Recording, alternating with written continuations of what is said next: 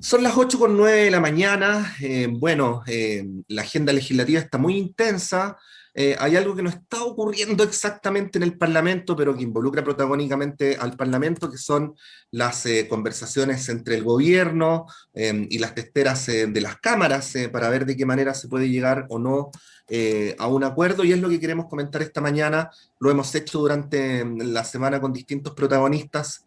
Uno de ellos es el diputado de Evópoli y vicepresidente de la Cámara de Diputados, Francisco Undurraga. Diputado, muy buenos días, gracias por poder conversar esta mañana. Muchas gracias a usted, Patricio. Sí, bueno, en primer lugar, sobre el avance de las conversaciones, en su consideración, ¿van mejorando o se van enredando? No, yo creo que van mejorando. Yo ¿Ya? creo que tenemos, y van mejorando, ¿por qué? Porque yo creo que se están generando confianzas. Y lo más importante en una negociación es finalmente el entrar a ella predispuesto a construir. Además que yo tendría que decir, Patricio, que esto no es una negociación, ¿eh? Esto es un diálogo para ponernos de acuerdo entre la oposición, si le vamos, y el gobierno, de un desarrollo de política pública y social para los próximos meses que tiene que ver con la ciudadanía, y eso es lo más importante. Ujú. Se ha criticado, diputado, que ha habido confusión respecto a cuáles son los mínimos comunes, que eso de alguna manera dificulta, que voy a decirlo así, a que lo que entiende el gobierno por mínimos comunes puede ser sustantivamente distinto a lo que entiende el Frente Amplio. ¿Eso usted lo ve como un problema, como una dificultad? También desde afuera da la impresión que parece difícil, así hasta donde uno conoce los argumentos, que se pueda avanzar rápidamente hacia un acuerdo. Usted decía al principio que estaba optimista. ¿Qué decir sobre esos trechos que hoy día todavía parecen grandes, ¿no?, para alcanzar un acuerdo? Bueno, lo que pasa es que si no estoy optimista no tengo ni una razón de estar en una Ujú, mesa de construcción de mínimos comunes. ujú, Si uno entra pesimista, obviamente va a fracasar. Si uno entra optimista, puede que no fracase. Y es lo que nosotros esperamos. Ahora el Frente Amplio, y con mucho respeto, y yo consistentemente tanto el Partido Comunista como el Frente Amplio, siempre se han restado estos acuerdos, con excepción de Gabriel Boric. Y hay que ser claro en eso. Ya lo vimos en el tema de la construcción de la nueva constitución y el acuerdo también por la paz, que se nos ha olvidado bastante, sobre todo en la Araucanía. Pero lo importante y lo relevante aquí es que primero no conocemos las cifras, no conocemos ni las cifras que va a presentar la oposición, tampoco el gobierno conoce los proyectos y cifras que nosotros vamos a presentar, y una vez que tengamos aquello, digamos, no es que va a mediar el gobierno, sino que nos tendremos que poner de acuerdo. La oposición está trabajando con sus técnicos, está trabajando con organizaciones sociales. Chile Vamos está trabajando con sus técnicos, también está trabajando con organizaciones sociales para llegar con una propuesta, digamos, que sea satisfactoria. Eso esperamos. ujú. Se ha criticado mucho al gobierno, diputado, que ha tenido resistencia, se dice de carácter ideológico, incluso contra la evidencia de lo que está ocurriendo en el país para avanzar hacia ayudas más universales. En la semana entrevistábamos, creo que era el diputado Núñez, no, la diputada Mix, la jefa de los diputados del Frente Amplio, que decía que incluso a través del trámite parlamentario el gobierno seguía haciendo lo que ella calificó como regateo. Eh, Haciendo un análisis de lo que ha sido el desempeño del gobierno o de cuáles han sido sus inercias hasta ahora, desde su punto de vista, ¿en qué debería mejorar el Ejecutivo para que precisamente pueda contribuir a que esta instancia llegue a ver adecuadamente la luz? Bueno, yo creo que está mejorando, pero la prueba está es que el presidente nos convocó, nosotros no nos restamos. La presidenta del Senado, Yana Proboste, y el vicepresidente Jorge Pizarro han sido activos participantes de este proceso, y eso de alguna u otra forma también tiene que ver con un acuerdo con el Ejecutivo, y el Ejecutivo aquí, a través del presidente, tomó la iniciativa, finalmente, y yo creo que está bien, de convocar a todas las fuerzas, de invitar a todas las fuerzas políticas a través de la institucionalidad. ¿Y cuál es la institucionalidad? Los presidentes de ambas mesas del Congreso. Que si se regatea o no se regatea, Bueno, evidentemente yo no lo miraría ni como la Claudia a mí se está, quiera botar la plata y el gobierno quiera no darle la plata, digamos, para ¿Mm? ponerlo burdo. Yo Sí, creo sí.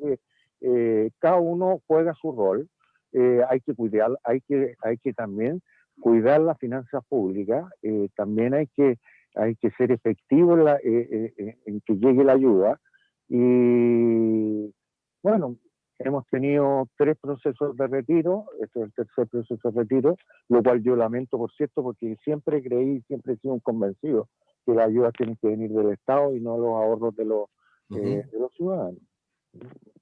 Sí, la presidenta del Senado ha sido muy taxativa en que la renta básica universal es intransable. ¿Cuál es la mirada que tienen en Evópolis sobre aquello? Nosotros creemos que hay que avanzar. No estamos tan lejos de lo que ella está diciendo. Ahora Ujú. definamos lo que se define como renta básica universal. Si es una renta que le va a llegar también a los ricos o una renta que va a estar, digamos, en el 100% del registro social de hogares. Si está en el 100% del registro social de hogares, nosotros no tenemos ningún drama, al contrario, lo apoyamos. Lo apoya Ignacio Briones como candidato a la presidencia y lo apoya Chile Vamos, además. Ahora, hay quienes dicen que incluso con el registro social de hogares no se logra llegar a todos quienes están teniendo necesidad hoy día. Pero lo que se está planteando, Patricio, es que el registro social de hogares no quede cerrado, sino que la gente que necesita postule. Ahora, hay claro, efectivamente, sobre todo en los sectores un poco más acomodados, entre comillas. De repente hay una negación por participar en este tipo de inscripciones. Nosotros lo hemos topado, yo soy de un distrito bastante acomodado, como el distrito 11, con gente con mucha precariedad también, como en Peñalolén, pero uno de repente encuentra gente que efectivamente podría ser merecedor de las ayudas del Estado y que no está inscrito. Entonces hay que empujar a la gente que efectivamente se inscriba. Si nosotros Ujú. no tenemos los números, no tenemos las personas, no sabemos dónde están como Estado, es difícil llegar a ellas, indudablemente. Sí, se ha criticado la lentitud del gobierno en implementar las medidas, diputado, y uno de los argumentos que se usan para tratar de explicar por qué habría ocurrido esto es que eh, el gobierno tenía un mal diagnóstico de cómo era la clase media en Chile, o tenía un mal diagnóstico de cuáles eran las circunstancias de precariedad escondidas por el bicicleteo, que usted sabe que se ha convertido en un arte mayor en Chile, y que frente a cualquier imprevisto, bueno, o se corta la cadena o la piedra hace que la bicicleta se caiga y las familias en caída libre pasan a una situación de precariedad. Eh, ¿Qué análisis podría hacer sobre esto? Porque cuando se habla del gobierno, de alguna manera también se está hablando de los partidos que lo sustentan. Bueno, hay que decir que este país no lo construyó el Chile Vamos. Sí fuimos No, partícipes. totalmente de acuerdo. Yo decía respecto al No, diagnóstico. ¿Mm? no, está bien, pero usted sabe que nosotros además heredamos una política pública manejada, digamos, en su tiempo por la presidenta de Chile y antes por los gobiernos de la concertación, Ujú, digamos, que dice que una persona que gana 550.000 pesos es de clase media. ujú. Y yo encuentro que eso es una inmoralidad. No quiero faltar el respeto a una persona que gana 550.000 pesos, No, pero no, muy por el si contrario. pensamos que 550.000 pesos es tener solucionada la vida, francamente, no sé en qué país vivimos. Digamos. Y es un déficit estructural de Chile, no de este gobierno. Entonces, en ese Claro, sentido, yo creo que efectivamente el diagnóstico no ha sido, tampoco ha sido colegiado de la mejor forma por la clase política. Que ujú, aquí nadie se salva, no es un tema del gobierno o de la oposición. Aquí los políticos le hemos dado la espalda a la ciudadanía consistentemente. Capaces de trabajar mirando a la ciudadanía, por eso tenemos el prestigio que tenemos. Pues. Por eso ujú. tenemos la evaluación que tenemos. O sea, y no solamente el gobierno, sino también la oposición, los partidos políticos tienen en la última FED un 2% de adhesión. El gobierno tiene un 9% y el Congreso tiene un 8%. Si con esos números nosotros nos damos por satisfechos, yo francamente creo que estamos nadando en el río de la mediocridad. ¿Cómo salimos adelante? Yo creo que tenemos que salir todos a través precisamente de algo que se ha negado constantemente durante estos años del gobierno del presidente Sebastián Piñera, del diálogo. Ahora, diputado, Aquí, siguiendo ese argumento, si así fuera entonces, habría que ocuparse, pero no lo digo retóricamente, digo con urgencia, porque estamos hablando de cómo vive la gente, no solamente del acuerdo de mínimos comunes, sino de cómo se define en Chile la línea de la pobreza, de cómo se establece el sueldo mínimo, entre paréntesis, proyecto que está ahora en el Parlamento, de cuáles son las jubilaciones que, entre paréntesis, son muy malas previas al primer retiro, por lo tanto no se le puede echar la culpa a los 3 retiros como el origen del problema, y que como usted sabe son en promedio inferiores incluso a la línea de la pobreza, y así sucesivamente. O sea, habría que hacer una reestructuración de cómo el Estado enfoca este tema bastante radical, porque lo contrario, a la luz de lo que usted dice, diputado, querría decir que el Estado se autoengaña. pero si el Estado se autoengaña, pues. Si el Estado organiza leyes para los privados que en el Estado no se cumplen, pues. Como por ejemplo la ley de inclusión laboral, que es una cosa que me toca mucho a mí, digamos, en lo personal. Usted sabe que todas las reparticiones del Estado cumplen con el hecho de la ley de inclusión laboral de personas con discapacidad, solo informando que no cumplieron. Y eso está escrito y está aprobado por un parlamento, por un parlamento.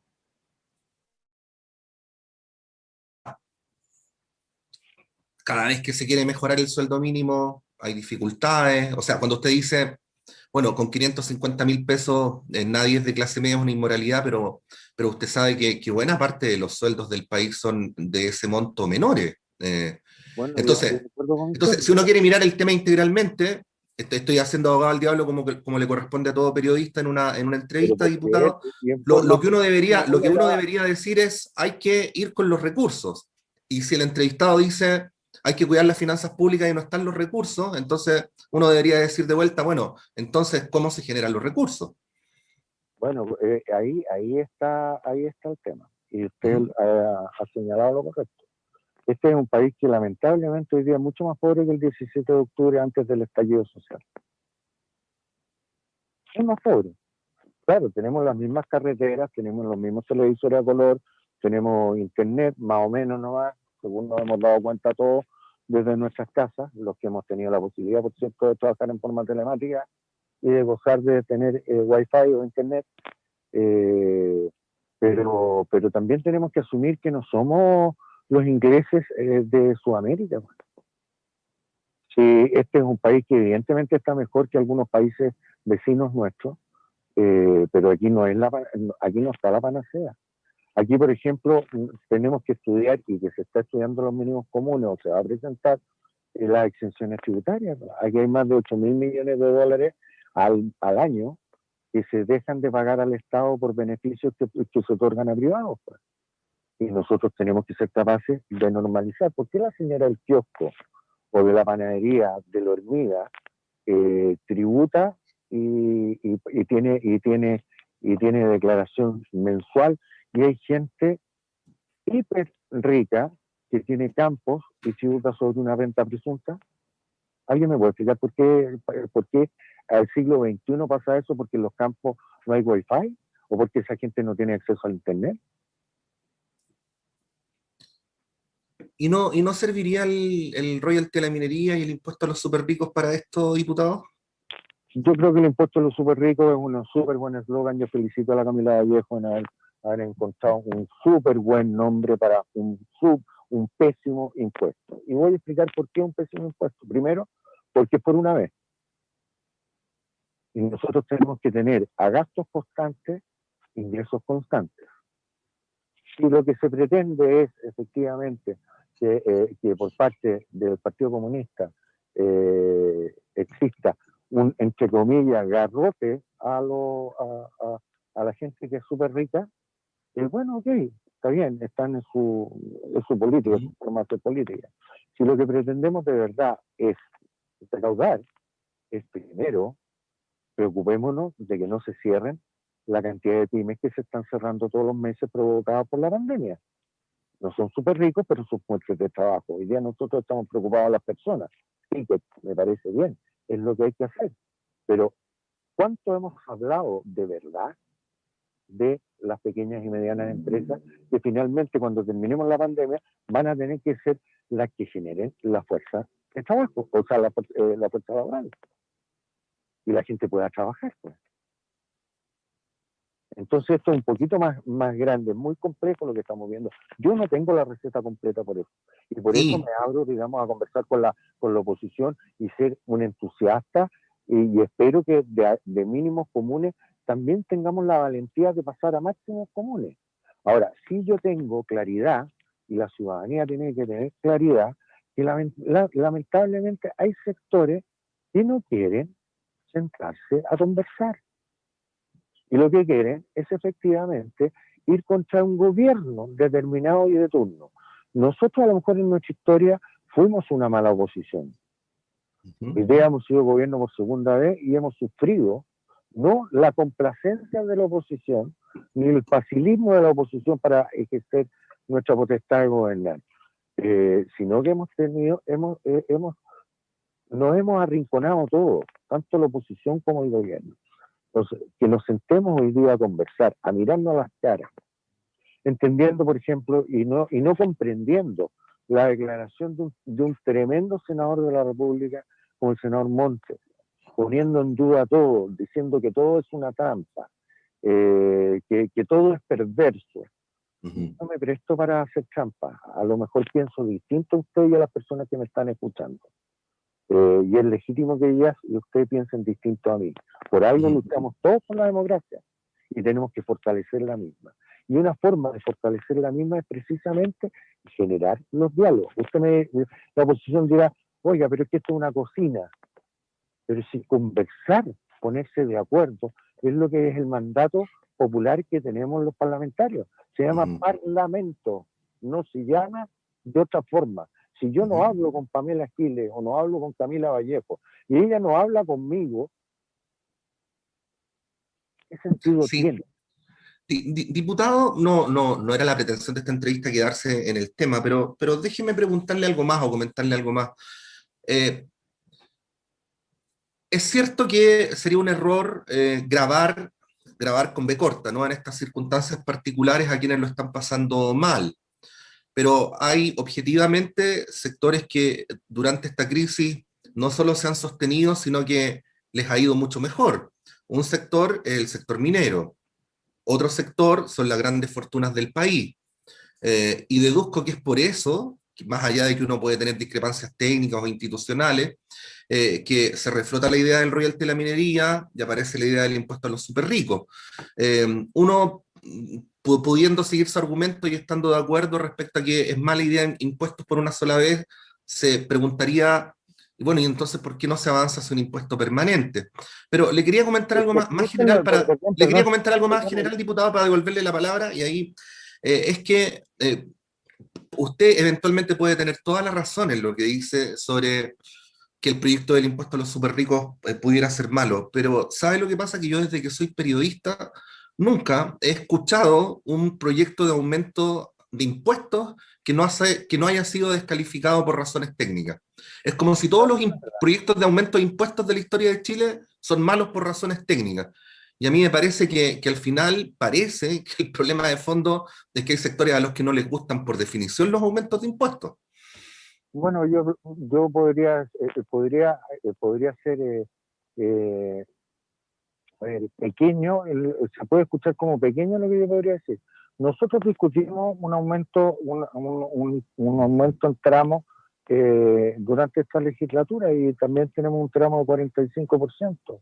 Y nosotros como Chile Vamos propusimos que fuera a la altura de los 10 millones de pesos y el Partido Socialista negoció que fuera a los 15 millones de pesos, no a los 10 millones de pesos. Entonces, ¿de qué se trata esto? No hace ni peor ni mejor al Partido Socialista, ni más bueno o menos bueno a nosotros. ¿Entiendes, no? Yo creo que aquí además hay algo que es una mala política comunicacional, no para defender a la gente que tiene más ingresos, sino para explicarle a Chile cuál es el sistema de recaudación que nosotros tenemos. Usted me dice, oiga, pero los ricos este año han ganado más plata. Bueno, pero en la ley de los porcentajes va a haber más ingresos para Chile porque ellos han ganado más plata. Pues. Si ellos pagan un porcentaje, o sea, todos los ciudadanos pagamos un porcentaje de nuestros ingresos que va a recaudar impuestos. Uh-huh. Entonces, si yo tengo más ingresos, aunque el porcentaje sea fijo, el dinero que va a entrar es mayor. Es falso que las personas de mayores ingresos en este país no paguen impuestos.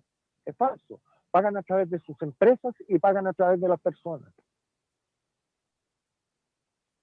Podemos estudiar subir el impuesto de las empresas un poco más, por cierto, ¿por qué no?